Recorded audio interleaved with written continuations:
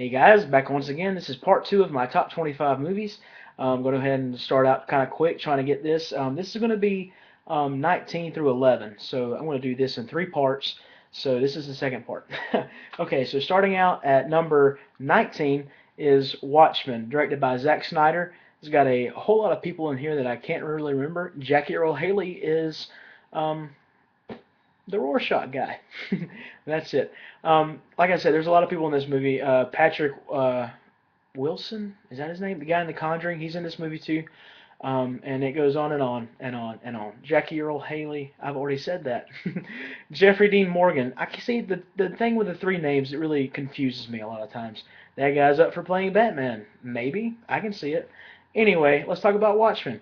I think it's the sleep deprivation that is making me talk really fast. Anyway, wow. Watchmen, director's cut. Um, I love this movie. This movie is pretty much panel for panel of the comic book. And a lot of people thought that was a good thing. A lot of people thought it was a bad thing. So who knows? But to me, I love this movie. I thought it was fantastic. Talking about visuals, Zack Snyder is a visual director. 300, Watchmen, Man of Steel. Maybe sometimes kind of lacks on his storytelling a little bit. His writing kind of suffers a little bit. Don't talk about Sucker Punch. Don't do it. But anyway, this movie I thought is, like I said, panel for panel, it is a direct translation of the graphic novel um, by Alan Moore, and I thought I loved it. Like I said, Zack Snyder, he can feed you those visuals all day, and you just sit in that theater or you sit at home on your couch and you're just amazed at what he can do on a camera. But this movie is about telling of superheroes. Um, you got the bad guy, like any other movie. There's a twist at this movie. This is why I really like this movie is because at the end there is something that goes on. I'm not going to tell you because some of you may have never watched it, but there is something that goes on in this movie. It leads up to this big thing happening to the world, and you can only imagine what that is. And the coolest thing that I loved about the comic book and the thing I love about this is because you get cliches over and over again with all these movies where something's going to happen and then the bad guy comes, and then the good guy, sorry, he comes and saves the day right in the nick of time.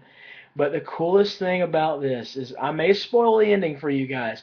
So if you haven't watched Watchmen, skip over to when I talk about the next movie. But the coolest thing is when the bad guy turns around to the two the two main characters that are trying to save the day per se, and he looks at him. He says, "Do you think we're in a comic book?" Something to that per se is like, "I already detonated the bomb 30 minutes ago." So yeah, I did spoil the movie for you, or the comic. But like I said, you should have skipped over if you didn't want to hear it. But I thought that was such a cool line. You don't hear stuff like that in comic book movies. But like I said, Watchmen, great visuals. I love the story. Alan Moore is a fantastic storyteller. And for Zack Snyder to translate it, I think he was the best person to do the job. And I really like this movie. And that was number 19. Number 18. This is a movie. I'm going to go ahead and tell you. This is a movie that I can't watch a lot, and not because it's a bad movie, because if it was a bad movie, it wouldn't be in my top 25. But number 18 is The Road. Now let me tell you why I like this movie a lot. Viggo Mortensen and this child have some of the best on-screen chemistry. Not like the lovey-dovey chemistry that a lot of people talk about when they say that word. I'm talking about the chemistry between a father and a son. And the reason why I like this movie so much is because when I was in high school, I really wanted to start reading more. And so I picked up this book called The Road by Cormac McCarthy. And I read this book and I could not stop reading it. I was actually reading it at work because I couldn't stop I could not stop reading it. And then, a couple of years later, they're talking about, there's going to make a movie. And I was like, this was fantastic because one of Cormac McCarthy's other novels made it to the movies and it won um, Best Movie, obviously, and I think it won Best Supporting Actors. And I'll talk about that later because it's also in my top 25. But I was really excited about this movie, and when I went into it, I had such high expectations, and it met most of them. And not it kind of strayed a little bit, not from the book, but it almost kind of like it's hard to explain. Um, there was some things in the book, obviously they can't fit everything in the book to the movies, but there was just like one scene, and it kind of like it wasn't in the movie, and it kind of bothered me.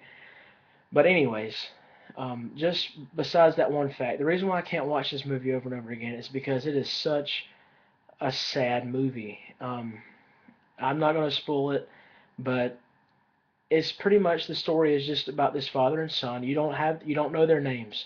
In the book, they're just called him and boy. But this man and this son travel across America to get to the shoreline after a post-apocalyptic event has occurred, and the things that they go through and the things that they experience through this whole journey is just something that's um, beyond measure of grief and sadness, and it really ends on a down note, guys. This is a movie that ends on a down note. But that being said, it's still one of my favorite movies. Always will be one of my favorite books.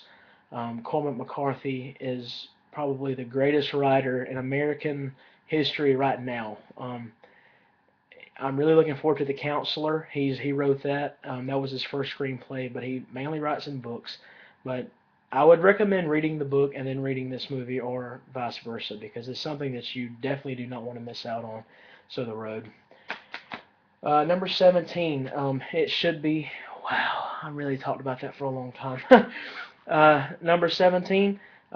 Drive. I'm not gonna talk about it a whole lot. I mean, everybody's seen this. Nicholas Winding Refn, Ryan Gosling, who doesn't talk, Walter White, Bryan Cranston. The man is in this movie.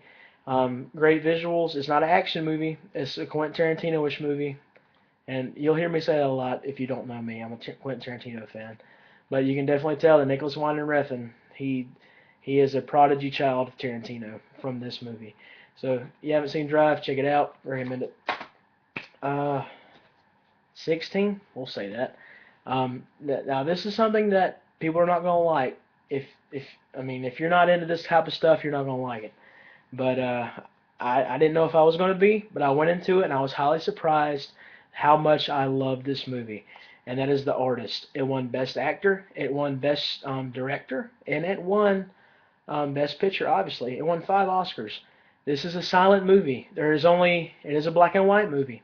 There's only a couple of words at the end of this movie, but the way these people act, with just their emotions, just their facial expressions, it is one of the best movies, I'm telling you guys. One of the best movies I've ever seen. One of the coolest experiences in a theater that I've ever seen. If you have never seen The Artist, I would definitely recommend just renting it. If you don't want to buy it, if you don't want to risk it, rent this movie, because you will not be disappointed if you just sit down and take it for what it is. It is an amazing movie. So do not let anybody tell you otherwise, because I think this may be one of the best movies I've seen in the last 10 years. And that's a lot to say for this one silent movie that's black and white, because those are two things that I was not going to like at all. But I was highly surprised, and I left that movie feeling happy because I felt refreshed, because it something that took all the elements of an old school movies. Um, it felt so original and so fresh. That's why I liked it so much. So if you haven't watched The Artist, you gotta check it out. Oh man, I've only got a minute. Okay, another quick one. I'm not gonna talk about it a whole lot. Anthony Hopkins, Hannibal Lecter series. This is the trilogy. You got Manhunter, Silence of the Lambs, and Hannibal, but I'm talking about Silence of the Lambs. One of the creepiest movies ever. Anthony Hopkins won an Oscar for this, but he was only on screen for 15 minutes, so it tells you a whole lot about how good his acting is in this movie. He's a serial killer. He's a cannibal. He's in prison, and he's helping another FBI investigator track down another killer. So this is a horror movie. It's the only horror movie that's ever won an Oscar for Best Picture. So you haven't watched it, you gotta check it out. That is Silence of the Lambs. I've got 20 seconds. This might be a 4-parter. So you know what? I'm just gonna go ahead and say I got 4 parts. So I'm down to 1, 2, 3, 4. I'll see you in the next video. Thanks.